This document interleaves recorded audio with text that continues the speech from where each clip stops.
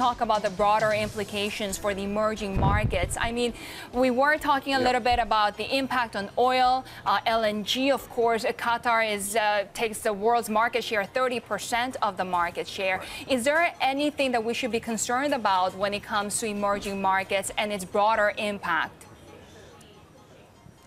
Look, as many of your previous guests talked about it, look, it is an important political problem for the region. If you have extended uncertainty, that always is bad for capital flows in financial markets. But so far, we haven't seen any real spillover into any other part of the emerging market world, and it looks unlikely that we are going to get any major spillover. So I would say that, yes, it is a problem for the region. What happens to the pressures on the Qatari peg is important, but I would say that it is something that is localized in the region rather than being, something that would spill over into the rest of emerging markets. Jahangir, what I'd like to know from you, your base case then is this is not going to spiral out of control. There are quite a few people who do believe that there could be further escalation before tensions calm down. The meeting today in Jeddah is going to be critical for that between the Saudi king and the Kuwaiti emir. If it spirals out of control, sure, how would this cascade across the emerging market space?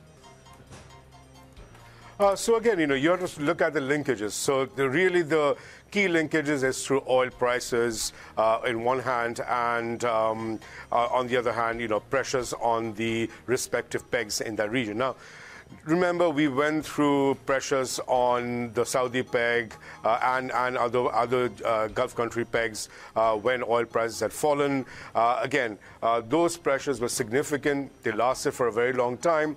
Yet we did not see any real spillover taking place in other parts of the emerging market world.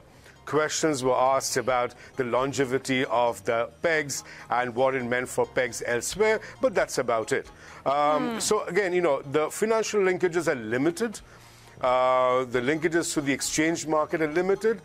So again, if it extended, if it goes out of hand, yes, there will be impact on oil prices for and tankers, etc., and that part of the industry.